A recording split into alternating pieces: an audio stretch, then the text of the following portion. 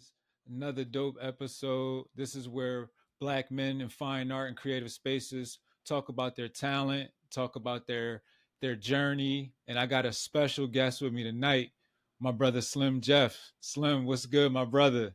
Peace, peace. Everything is gravy, man. Can't complain. Living my life, man. Trying to make $1 out of 15 cents, you know? As always, bro. Like, so the last time I saw you, bro, I wanna just start with the last time I saw you. Right. You was rocking. I don't even remember the actual club, but I remember it was like what in Los Feliz, right? Like you Okay. was it was you had. This is the first time I actually saw you with a band. Oh, word, word. Like, and it was first of all, it wasn't what I expected. Second of all, like it was crazy because I was like, yo, he stepped it up 10 notches. Like this Word. is crazy. Like how did I guess I'm getting to like how did you incorporate that collaboration into your practice? I want to start there just because I'm still amazed by that. I had to dip off a little early before the show, so I didn't get a chance to really rap with you after. Right, So right, it was just like, man, I wanted to get that question off first. right. I've done the majority of my shows with the band. And the thing, I don't like being constricted by time. You know what I mean? So with the band, it just allows me to have more freedom as far as like controlling the time, you know what I mean, almost like how Yeah. Thelonious Monk played keys and stuff like that. It's like he's a master of time, in my opinion. And so I kind of like to have the same approach with my music. Like every time we go out to play, a song, it's like I don't want to just like play the 3 minutes and 30 seconds version of this song that like might be on Spotify or something like that. It's kind of like I want to like tailor like each experience and performance a la carte to whoever's in the room. You know what I'm saying? So I Yeah. just like to have that control, man. And I figured that out very early, 2000 13, 12, 11, somewhere around that Yeah. time, you know what I'm saying, where I was like, man, let me try this thing with the band. And my original drummer, my homie B Brandon, he kind of linked me with these other players, Mhm. GX, Dom, and I've been playing with them ever since then, man. So we That's have dope. like we operate more like a jazz band, than a rap band per se. It's not a Yeah. lot of rap bands to begin with, but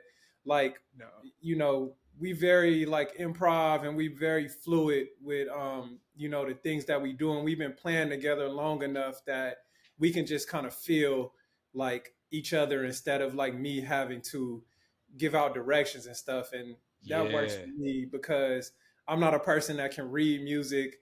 I'm not a person that can write charts or nothing like that. My thing Hmm. is off 100% pure vibe. And a lot of times I have to describe things in like colors or feelings like to my Mm. band. You know what I mean? So I'm like, Hell yo, yeah. let's play this blue. You know what I mean? Like, let's play Yeah. this a little bit more mellow and like more chill. Like, let's play this shit like bright yellow. You know what I'm saying? A Yeah. little bit more Yeah. upbeat and like funky and stuff like that. So, we just make it work, man. But I've been having a good time and staying underground pretty much, man.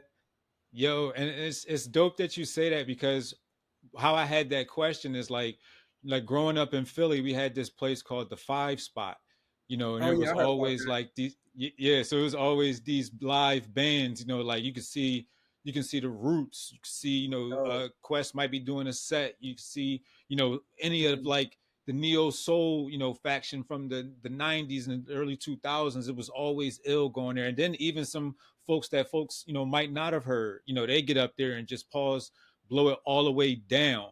You know what I mean? Like it reminded me of that, and it was that vibe to where it was like you go to that club and you're not even expecting that this band is going to kill you, and every time you turn around, like, yo, like who's that, like what is word. this, and like everything was just sinking. It just brought me back to that. So taking it back a little bit for those, of course, most people probably don't know. Like the first time I saw Slim and his heard of his music, we was at the art gallery at Mm-hmm. the homie Ares Duane's his space that was on what was that, Fairfax at the time. Um, I thought, was it on that was Adams? no, that was our second space. That's when we Oh, had the okay, joint okay. space together.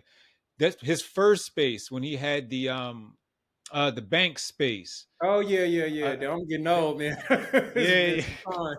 Yeah, that was on Fairfax, and they was doing a lot of stuff out there. And then we did a joint show at the bank space, Hmm. and you performed there. And I was like, "Yo, like this bro is dope." And he was like, "Yeah, Slim is, he's a dope dude. Like he, do his stuff." So we was just like, "Bet, like this is ill." And I think we still got photos and video from Oh, that word. actual night of performance too.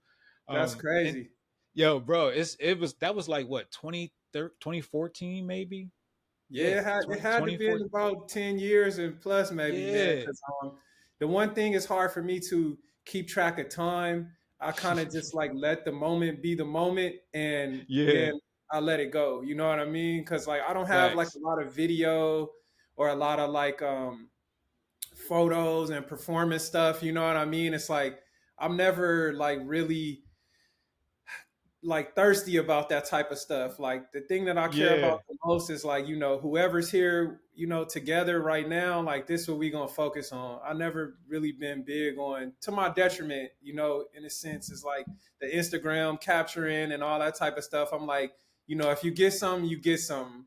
But Yeah. it hasn't been something that like I've focused on. Like the thing that I care about is really just like the performance, man. Like keying Hmm. in on the performance, and I've kind of come to terms with that and just letting that be that.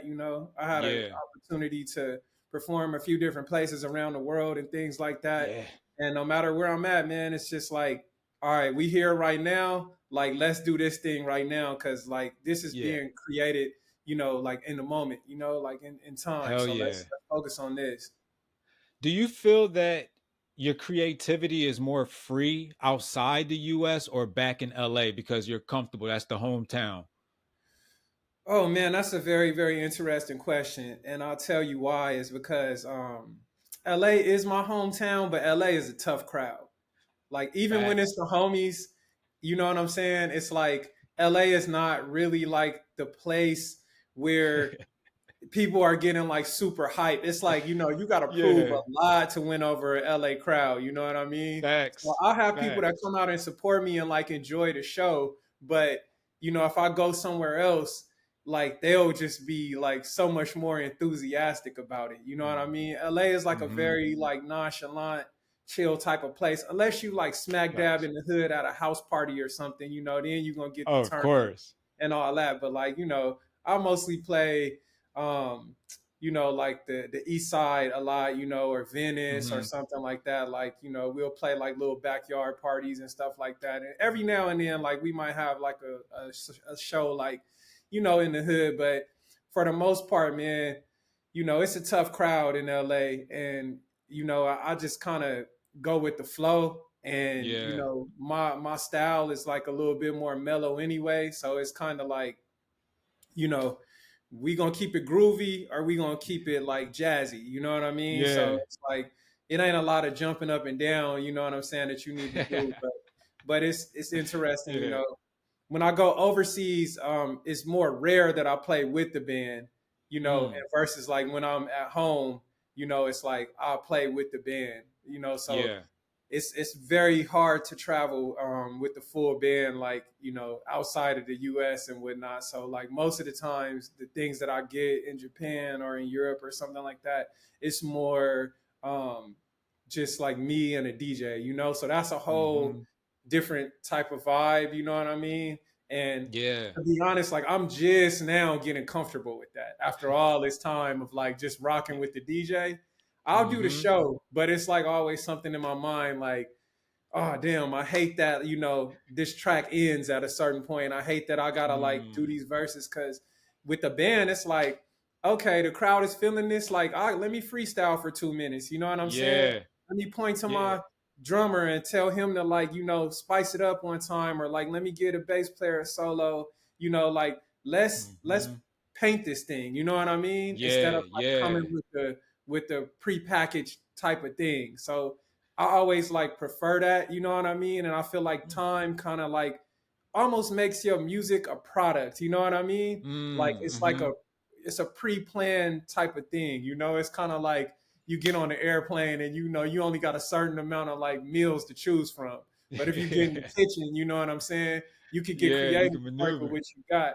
And so that's how I like Yeah, to approach the music. So I'm just learning how to find the nuance in performing with the DJ and performing with the tracks and like having these like digital things. I'm a real analog type guy, you know what I mean? Like mm-hmm. even for promotion and marketing and all that type of stuff, you know, I'll go back to the days of handing out flyers to come to my show, or when I was promoting That's a clubs, I gotta, different era though. you know, That's a so it's like that's a I'm whole approaching. different era. Right, bro. So it's like that's kind of like my mindset, and so I'm always like in that space, and that's where I feel like I have the most fun when I'm doing things that are like in real life, because I don't know what all Yeah. these fucking metrics and analytics and all these things mean. You know what I'm saying? It's like Yeah. that's what Spotify or Instagram, that's what they tell me that this means. But like what I can measure is like, if I'm Mm-hmm. playing for you and I put a smile on your face, I make you dance, you know what I'm saying? I seen a cute girl like smiling and getting into the music or something like Mm-hmm. that. Like those are the things that light a fire in me or give me that spark, and I like to have those Facts. interactions in real time and respond to them accordingly. Facts. Like one place you mentioned was Tokyo, and I've been there as well, Japan. Hmm. Like that that's a different type of vibe. Like I think, a place overseas like that understands that when I speak of like that different era of being able to be hand to hand with the Flyers, street teams, Absolutely. and things like that. I think that they're in that era right now, especially when I was there seeing a lot of the young kids, how they get attached to the culture. Like Right, they jump right into it. Like you said, they come to the shows just because it's dope music. They don't really right, know right, who's playing yet, but they know it's going to be dope music right. there. And Like, that's what I yeah, I'm enjoy sorry, go about. ahead. Yeah. Yeah, no, not to cut you off, but that Tokyo is like my favorite city, man. Outside of home base, outside of LA, if I Yeah. had any other place to move, the only other place I would move is probably Tokyo, just for the Tokyo's simple all fact of that. how much people appreciate culture. Like it's a Yes. very honorable thing to be cultural, like in Mm-hmm. Japan. So if you into hip hop or breakdancing or graffiti or painting or even if you sweep the streets, you know what I'm saying? Mm-hmm. It's like people take pride and honor in everything that they're involved in. So Yep. you know, I find a lot of joy in like going to Tokyo to perform because I know how much the people respect it. Now, Mm-hmm. the interesting thing is that like Tokyo is not they're not as like boisterous. They're not as like loud and cheering and enthusiastic. You know what I'm Yeah. saying? But they really really having a good time and respecting the stuff. You know what I mean? They like to Mm-hmm. dance and they vibe, but like it's kind of like a challenge for me always. Like I'm like, okay, Hmm. there's a little bit of a language barrier. So like let me see how I can get you guys there. You know what I mean? Like Mm-hmm. during my set. And again, when I'm going to Tokyo, I have to do this like with a DJ. I don't get to kind of bring my band, like maybe one day Yeah. soon. But it's just back to the raw hip hop stuff with just me and the DJ rocking. But I've been out there a handful of times, 4 times or so, and it's just like every time I go out there to perform, you know what I mean? I pick up a few more words, you know what I'm saying? I learn Mm-hmm. how to communicate with the crowd like a little bit better.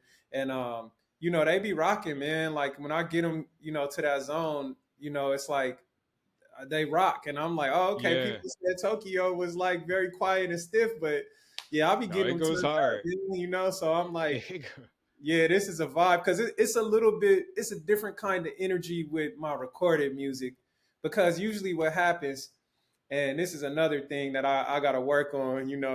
I record the music. I don't really release the music. I just play it live. You know Just what I play mean? it. Yeah. I'm Well, I just stuck on mean, that mindset of like right here, right now.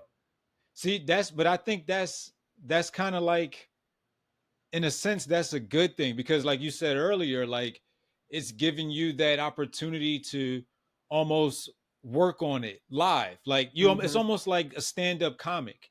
You know what I Right, mean? Like when right, you're right, going out there and you're practicing on audiences, you're trying to get this joke right, or right. you're, working on a jump shot in a sense.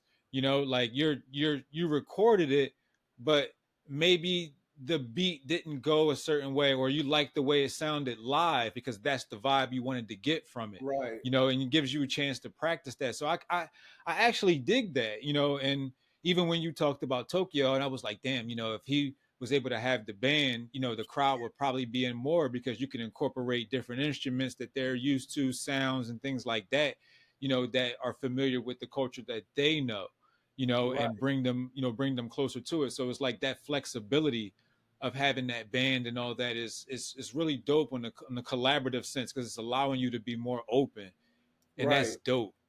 It's like giving you extra limbs or something, man. You know what I'm saying? Yeah, It's like you got more control. Like, I'm not a producer. I'm not a technical person. I never really got on the MPC or the computer program to make beats. But when I'm yeah, on stage and I got my players, it's like I can produce. You know what I mean? Like on some Quincy yeah, Jones shit or something. Like I yeah. can orchestrate like how I want things to sound in real time. You know what I mean? So it's like Hmm. I got my hand signals or my keywords or whatever, or just I'll just tell them directly, because coming to my show is almost like being in the living room. You know what I mean? It's like I Mm. want it to feel very intimate like that, and Yeah. I want people to feel like they're a part of the process as opposed to just coming to spectate. You know what I mean? So I'll Mm. try to Hmm. like keep my shows like very humble in the sense of, you know, we just dialed in, like we just all here for this experience right now. You know what I'm saying? It's like, and Yeah. I don't like with my solo project. It's not like I'm like touring back to back to back to back to back to back to back to back. You know what I mean? It's like Yeah. I'm doing more like, if I go to Japan, I might tour the country. We might do like 6 or 7 shows or something like that.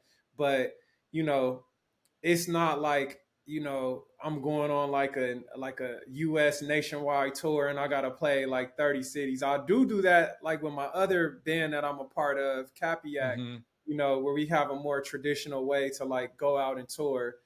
Yeah. But I'll just have like a feature role like within that band, and I just kind of play my position. But when I'm doing Hmm. my own stuff, man, it's like, I want to keep shit unpredictable. I don't want people to, if you came to the show yesterday and you come to the show tomorrow, I want you to Hmm. have two different experiences, high level Dig that. experiences, but I want things to not like be exactly the same. How tough is it to, you know, keep hitting home runs, you know, in a sense, you know, to continuously have great shows? Because I know that, you know, it gets tough. I mean, I remember a long time ago, I was, you know, my cousin was doing a show somewhere, and I don't know how I ended up on stage, but that was just like a frightening moment for me. But you know what I mean. But Right, like he was rocking it, and you right. know, to do something like that every night and all that. How do you prepare? How do you prepare the band? How do you know what I mean? How do you get your mind right for something like that, and especially overseas too? Like, you know, that's Man, why I asked earlier, is it comfortable, you know, more comfortable away from home because you don't have that, you know what I mean? it's just in me, man. You know what I'm Yeah. saying? Like I've played like 10,000 people and I've played 10 people. You know what I mean? It's Yeah. like it's just in me. Like, I just kind of like it's like a safe space for me. It's like therapy almost. It's kind of like this is where Hmm. I get to release everything because, as just like a what do you call it? Like a front facing artist, that releases Hmm. on Spotify and Apple Music, and they have their album cycles and things like that. That's not really me. I'm honestly still learning how to be that artist, to have a Hmm. brand and all this type of stuff. Like I'm still like coming into to my own terms, like with being that artist. But you Yeah. know, so my real only outlet, outside of like recording in the studio, is like getting on stage and like letting all this go. So that's why I feel like the music is like not exactly the same all the time because you know, I might feel different from this day to that day. You know Yeah. what I'm saying? And it's like for me as an artist, it's like I always want to be as honest as possible with Mm. with my output. You know what I mean? Like I don't. Hmm. It's like if I got a hit song, I'm somebody that would kind of hate to have a hit song. I would hate to be trapped by. You like I got one song on Spotify that I wrote for my other band called Sanctuary, and Hmm. this song is like in the millions of streams now. When I go and tour with them, everybody's like, "Oh shit, Slim Jeff, like Sanctuary. Oh, Jeff, Sanctuary," Yeah. and it's just like I love it because it's afforded me the opportunity to see other parts of the world and afforded me the opportunity to Yeah. go on like U.S. tours and these type of things that I haven't been able to do like with my band. But and I still get to like play with a band when I'm playing with Capiac, which is nice. It's like a happy medium for me, and I go up there for like two or three Yeah. songs, maybe four songs or something like that.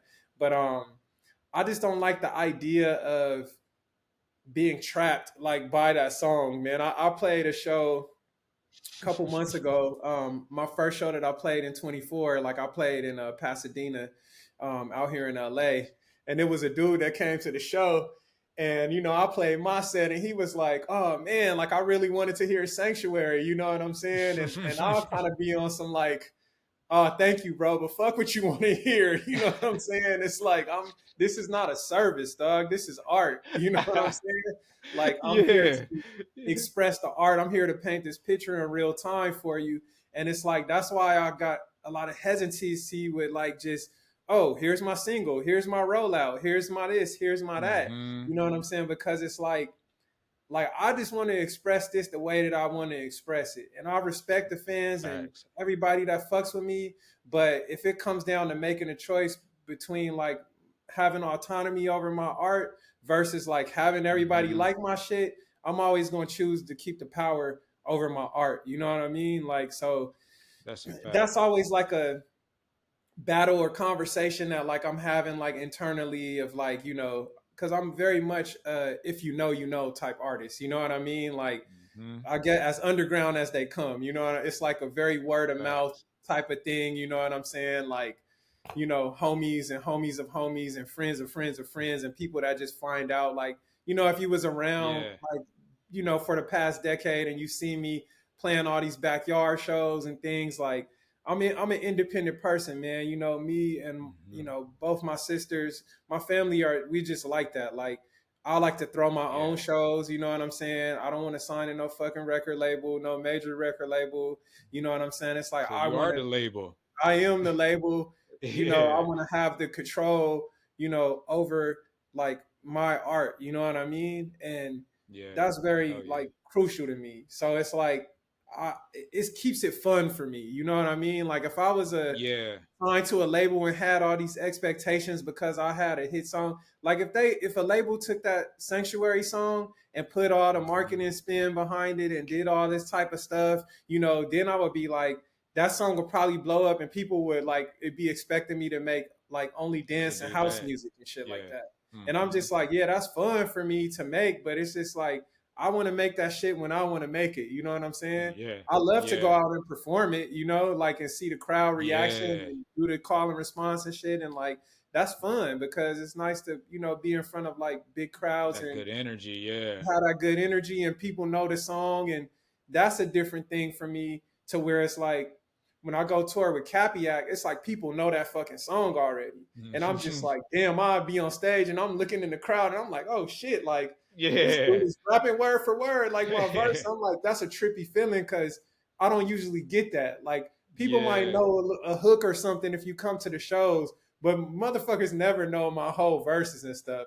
So when I'm That's like, dope.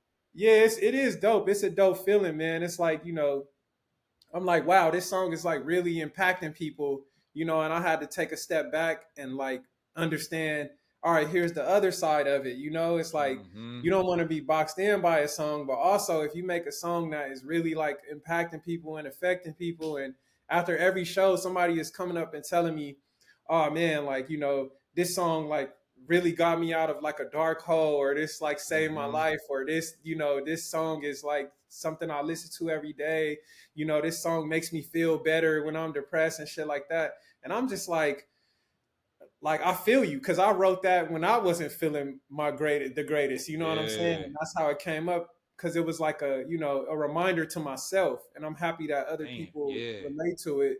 But it's kind of it's just weird to me. You know what I'm saying? To have this like No, for sure. this one song like hanging over me, and I'm just like, but guys, like I do all this other shit. I got a whole live band. We do this whole Yeah. crazy jazz Coltrane breakdowns and all this crazy ass shit. You know what I'm saying? And it's just like it's like that's the purity for me is kind of like over there, like with the band. Hmm. But you know, I'm learning how to be an artist, man. I'm actually Yeah. starting a label, you know, currently, and Hell I yeah. told myself, and you know, my partners told me like, all right, yo, you got to be the guinea pig. You know what I mean? It's like you Hmm. have to like step into this role just so Hmm. that you know you could show like other artists, you know, who you want to attract to the label, like what's possible. Because Yeah. you know, as you know, I did the management for you know a while, you know, with Yeah. the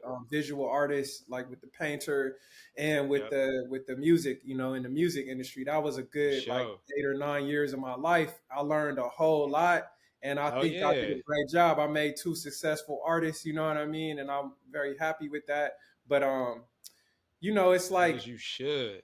yeah, no, I appreciate it, man. But it's like I always tell my artists, you know, when I was doing the management thing, I was like, don't do nothing that I do. Cause like this is not the way that you succeed. This is just me Yeah. blazing my own trail and doing what the fuck I Yeah. do because it's about my happiness and autonomy more than anything. Yeah. You know what I mean? But I'm like, if you want to be a big producer or, you know, a big this or big that, it's like, you know, all right, we got to play the game, you know, when we're supposed to play the game, you know, and I don't know, man. It's so I need to make a blueprint for other artists that like you know who would be interested in my label because people see me traveling all the time and shit and doing shows over here and this and I'm just like man how do I like make a program that I can incorporate other artists like into the things I'm doing without them having to roll the dice as much as me, you know what I mean? So How difficult do you think it would be though for you to explain to a lot of new artists that sometimes you just don't step right in and be what you need to be. Like there's work. Like you didn't just step right in. absolutely. You just came in. You said you've been through the management there. You've been through these things and learned. How do you translate that to a new artist that you're trying to bring onto a label? Well, first of all, man, I think that like, you know, there are certain things that I look for in an artist, you know, like I look for your work ethic first and Facts. foremost, you know, like Facts. are you going to show up every day and are you going to grind? You know what I'm saying? Like Hmm. I've managed a handful of artists, and some artists that I've managed, it's like I wanted it bad more than they wanted it, and I'm just Yeah. like that shit is not going to work. And I'm loyal to a fault. Like when I sign up, it's like I'm like signing up for life type shit. You know what I'm saying? Hmm. And it's Hmm. like that's why I had to you know, transition from doing the management thing to the label thing because I can't be beholden to one artist. And you know, when this artist is like, I get them to a certain point, and now you got like bigger eyes and bigger pockets Hmm. and labels and this and that, starting to look at the artist, and they like, oh man, Hmm. okay, well, let me you know step Yeah. away and try to go get you know what I'm saying these shinier things, and Yeah. That's like I Five just Heartbeats with right. Jimmy. I don't I didn't like that. I didn't like that. That feeling, man. You know, to be Yeah. disposable. You know what I mean? After Facts. all the work that I'm putting in, you know, to build an artist from you know 0 to 60. You know what I mean? It's like Hmm. I don't like the way that that feels, bro. So I'm just like, nah, Yeah. like, but I love to help people. So I was like, how can I still help artists? You know, but without feeling like I'm trapped, you know, by Yeah. them. You know what I mean? So I think that the Yeah. label like made the most sense to transition to where I'm like, okay, I can kind of run the operation, but I don't have to be night and day, you know what I'm saying, with one artist. I'm like, go get your own manager, you know what I'm saying? Or I got, you know, a couple other people like starting a label with me that can help, you know what I'm saying? But Yeah. just for me, I got to work on the bigger things, the bigger pictures, you know what I'm saying, and kind of like design the program so that you know artists can just have an opportunity, man. I'm just not a firm believer in like all this online digital stuff. Like, Hmm. I'm more of a subscriber to the theory of like having 1,000 true fans. You know what I mean? Like, I subscribe to Yeah. the theory of like, all right, if you go somewhere in any city and you got 100 people that can pull up, you know what I'm saying? Like, you can eat. You know what I'm Yeah, saying? you can be You can successful. do some Yeah. damage. You know what I'm saying? But you need Hmm. to make true fans and stuff. And sometimes when you get lost in the numbers, within those numbers are passive listeners, passive fans. You know what I'm Hmm. saying? Hmm. People that like are what have you done for me lately type people. You know what I'm Yeah. saying? You might have a hit Yep. record or a hot song, you know, and it's just like people are like here for like the fast food. And I'm just like, man, those are not the kind of artists that I want to put out. And that's not the Yeah. type of relationship that I want to have, with the For people that sure. support and enjoy my music. And that's another thing. That's a lesson that I learned from Japan, where I'm just realized like when they fuck with you, they fuck with you. Hmm. And as long Hmm. as you keep feeding them, they'll be there. You know what I'm saying? And that's what I Yeah. really, really respect about like other places.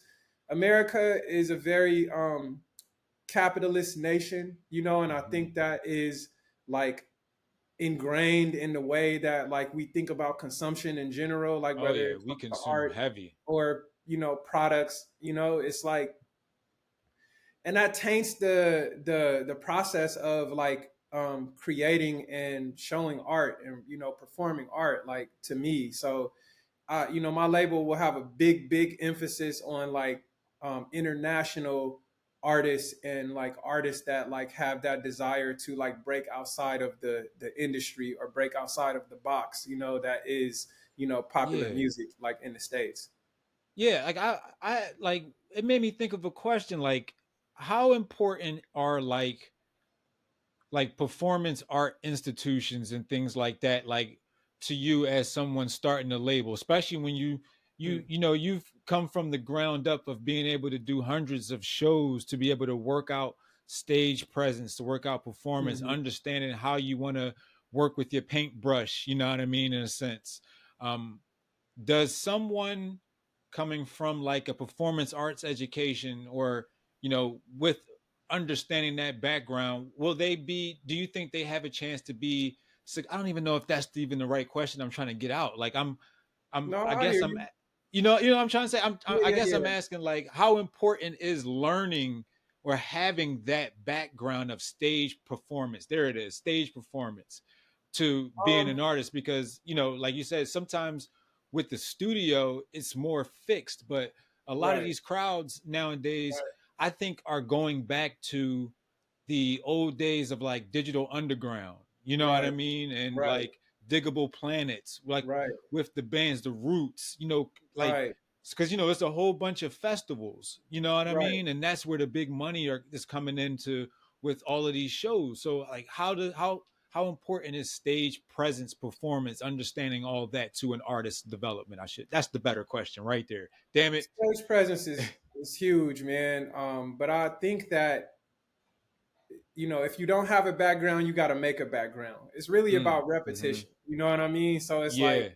you got to go play shows, and that's a huge problem with a lot of artists these days. They'll have like, 1 million views, 1 million followers, 1 million streams, but it's like you go to the show, it's like 6 people if they make it to during the show, and it's Yeah. like the disconnect is crazy to me. And I'm just like, all right, you can have like a viral song, or you can like have something that like the algorithm takes over and like makes it a thing for you, but it's Mm-hmm. like, that's like sewing half a sweater or something like that. You know what I'm saying? It's like you got to finish the project, you got to finish the mission, you got to like get onto that stage and you got to perform, you know, your music. I feel like Yeah. that is quintessential. Some people disagree and they don't think that, but for me, it's like unquestionably like that is a part of the process, because on stage is where you find out the truth.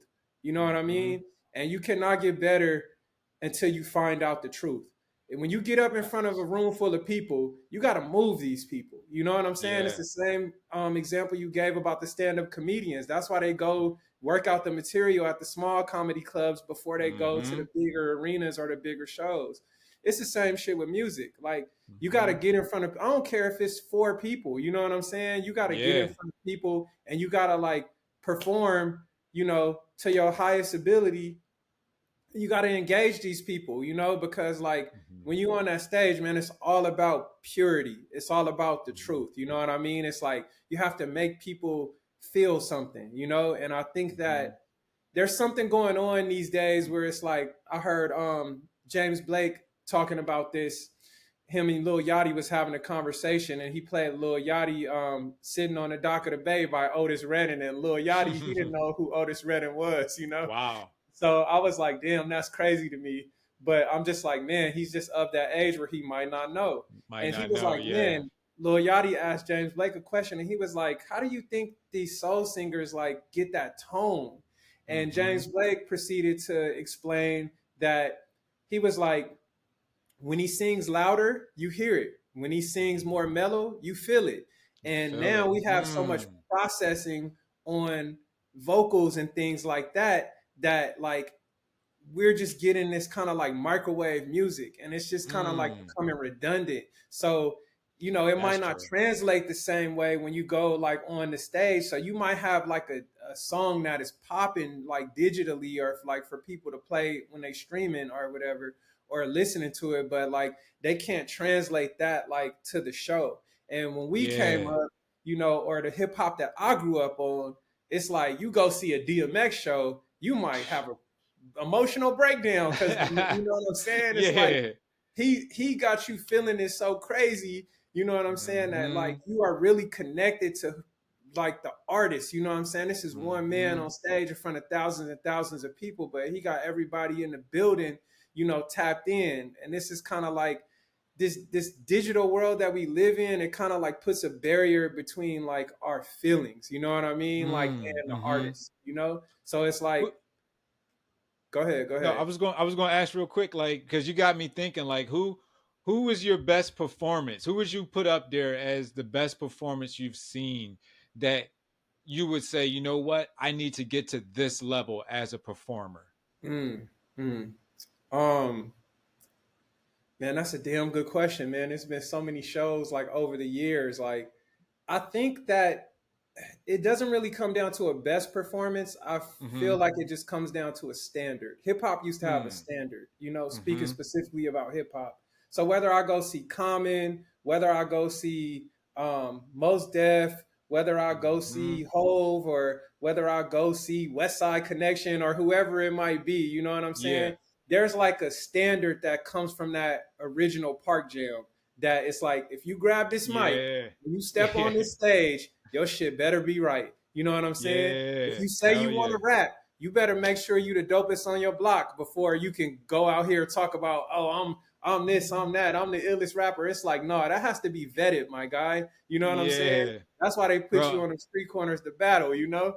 facts, bro. I think my best performance that I've seen, and I think it might have been at the Wiltern or Mm. somewhere else. Like I saw KRS-One. Ah, phenomenal.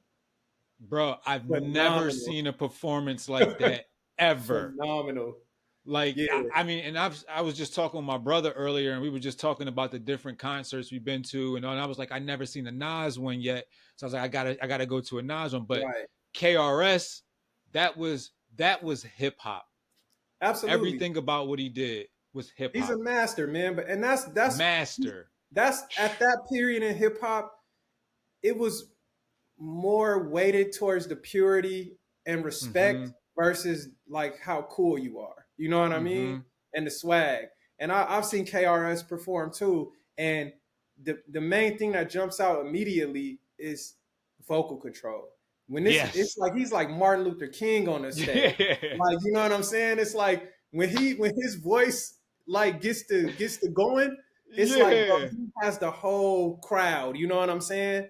It's like, and I seen Big Daddy Kane perform too. And this is like Mm. at the West Adams Block Party. I want to Oh say yeah, yeah, yeah. That was like like what 18, I think, right? 18, something like that. And I'm sitting here like, yo, I'll start counting. I was like, Big Daddy Kane came out in 1980, Boopty Wop, and this dude was Yeah. on stage doing all the dance moves and all the raps Everything. Yeah.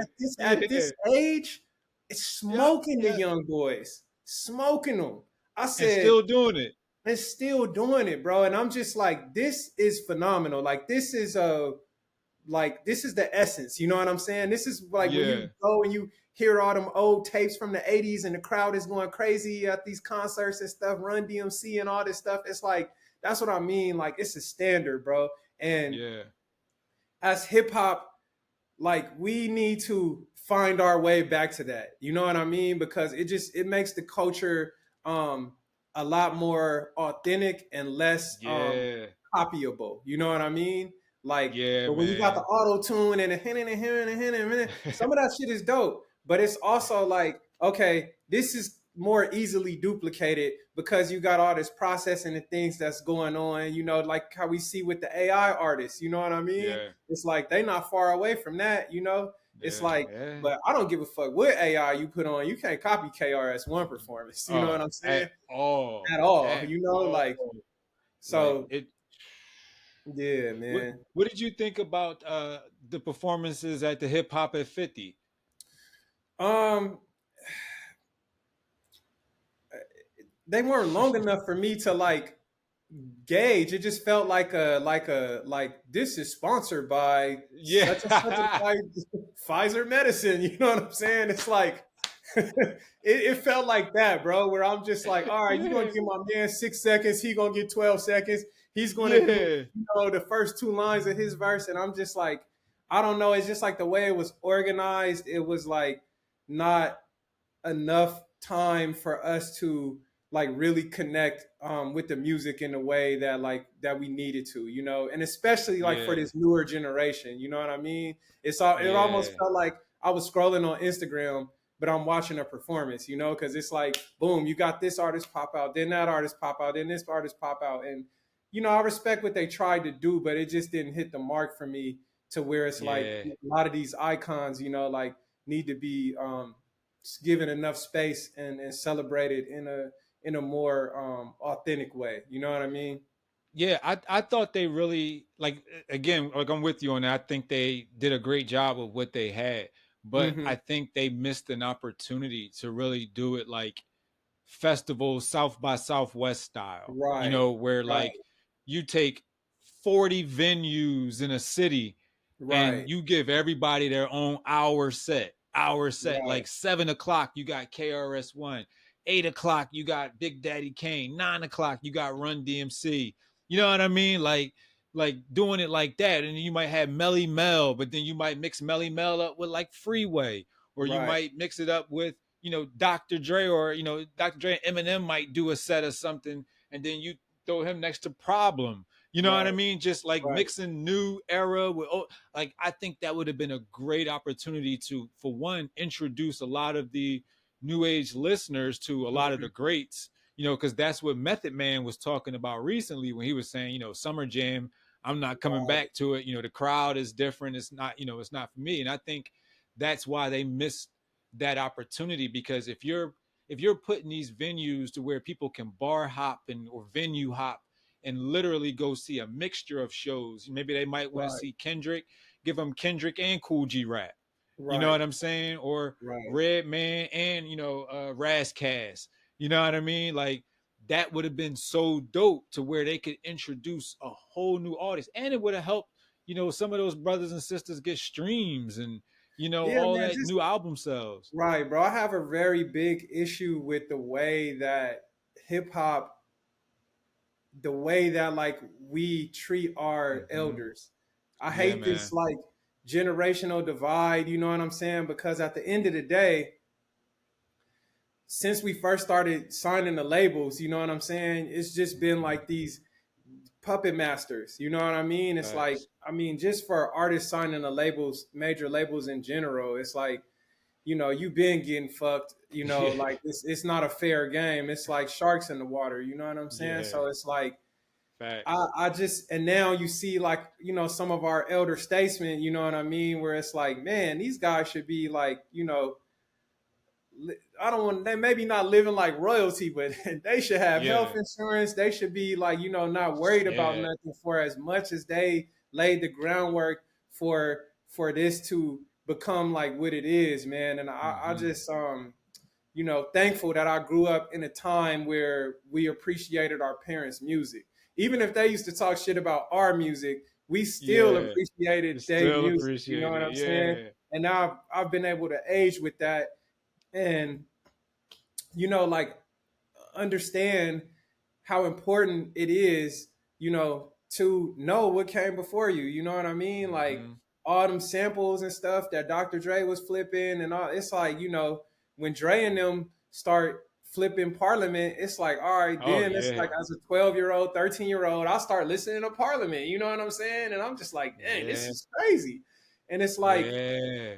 you need those connections, man. And now the way that they do it is just nasty to me. They'll take a like a rap hit or whatever, you know what I mean, from back then, Mm-hmm. and it just kind of feels like mad commercial and Always.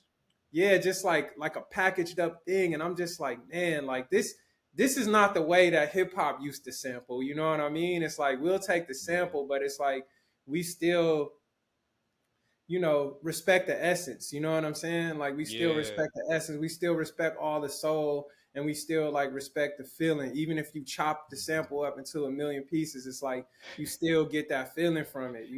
So Facts. yeah, Yeah. man. I mean, I think the last bit of that era left out with Kanye.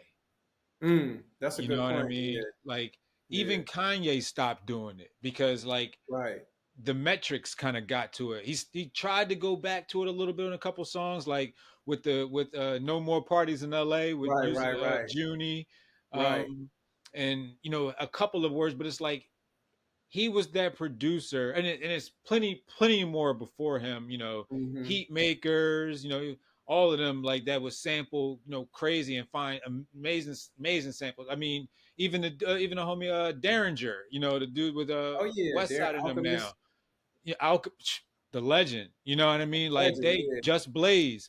That right. era to me is like it's like it never really was mainstream, but it was Right, mainstream to us. You know what I right, mean? right, Like right, right, right. it was Yeah, the front of the aisle to us. right, Like right. Because anytime, I mean, I still trip when an Alchemist beat comes on oh to yeah, this Alchemist is day. crazy.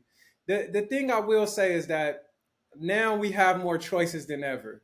But Hmm. you really, really gotta like go dig for it and curate, you know what I'm saying, based upon like your personal music taste. But the Yeah. things that are marketed the heaviest to us by the three record labels that are left, I think it's only three labels Yeah. really. Right. Everything else is under them, Sony, Warner, and Yeah. Yeah. Universal. You know what I'm Universal. saying? Yeah. Yeah, I think Yeah. every label is really like under them or like they got it Damn. somehow. But the way that they market like things to us Hmm. is crazy. You know what I mean? It's like because there are tons of options for music out here. I find dope music every day that I Hmm. love, but it's just like the youth culture is like it's like having a fight at school. You know what I'm saying? If it's a fight going on at school, everybody's running to the fight. Like Yeah. so it's like that's how they market it. It's like, oh, we about to get like little drill, kill, shoot 'em up, pop to Hmm. come in here and like you know make this trendy thing. It's like let me take the next replaceable, disposable artist and like put them onto this trend and throw some money at this hot song he got, and then Yeah. cool, we on to the next. You know It's a what I'm saying? factory. And It's it's a like a factory. factory. Yeah, it's no more A&R and artist development. You know what I'm saying? Like we're missing like a lot of the natural like tenets like Hmm. related to the process of creating an artist. Like we don't have that anymore in hip hop. It's like they want you to be Yeah. hot already. You don't have nobody guiding you. You just on the internet looking at some shit. Like a real turning point for me is like when the Chicago drill scene started to pop off. And that was like Mm. when YouTube kind of like really like had its foot in the ground. It had 2 feet firmly in the ground. YouTube was a thing. Everybody was using YouTube. And I'm sitting here like, oh damn, you got this the op rap started coming up and the drill Yeah. rap. Out of And I'm like, nowhere. oh, they shooting videos and then somebody dies in real life. Like this is fucking This is insane, crazy. right? You know what I'm saying? And they're like, and it's kids that's growing up, and I like what I see from like what the majors are pushing is kind of Mm-hmm. like the second generation like of that time period, you know? Because we Yeah. always had street rap and music, but you always got like a little bit of medicine in it. You know what I'm saying? You Mm-hmm. always Mm-hmm. got like a personal perspective, you know, that was bigger than the trend. You know what I mean? Like I listen to Facts. Jadakiss to this day. Jada's like Facts. still gonna give you some life bars, you know, and you're gonna get Mm-hmm. some street bars. You're gonna get a little dope man bars. You're gonna get a little, you Yep. know what I'm saying? Like, what color is my whip? You know what I'm saying? But it's like you get all that mixed in. Jay-Z, one of the biggest Mm-hmm. stars that ever touched music, period. It's like he'll give you all the fancy, flashy, shiny shit, but he's also about to give you like food in the music. You know what I'm Mm-hmm. saying? Because I think people are still those artists were still connected to the roots of what this is. You know what I'm saying? So Yeah.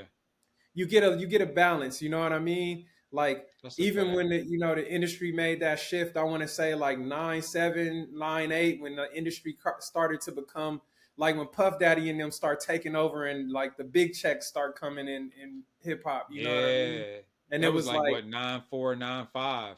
I feel like that was like I feel like post Tupac and post Mm. big. Like we had a couple like big stars, but Tribe Called Quest was huge, but you know, they Mm-hmm. wasn't getting no bread like that. You know, they said, you know, rule Yeah. number with 4080 record company, people These are are shady. You know what shady. I'm saying? And they got but like you said, it was mainstream to us. You know what I Yeah. mean? Even though hip hop as a whole might not have been as like you know, prioritized like by the labels, you know, as like if a big pop star came out, they're going to get more money. But these days, it's kind of like you know the rappers like are the pop stars. But yeah, man, Yeah. I just I don't know. It's like I'm always going like you know like hope and wish for that pure place of the genre that I grew up on, you know what I'm saying? And being able to, you know, I seen Tupac before, you know, in real life. I fucking, you know, That's dope. yeah, that's crazy, right? It's like I just came up in that time like as a kid in the 90s, you know what I'm saying? It's like Same. Like I never I'm I seen I was in the area when Big came to Philly for I think it was Powerhouse. So right, I seen their entourage and all that, but I didn't get a chance to see Biggie. Like I right. would have like as a kid I would have lost it. Like you Right. know It what I was mean? crazy, Like man. Like I, you know, because I grew up in Leimert Park word. area of LA. So it's like, you know, that's Oh for blackexcellence.com, you sure. know. So it's For like sure.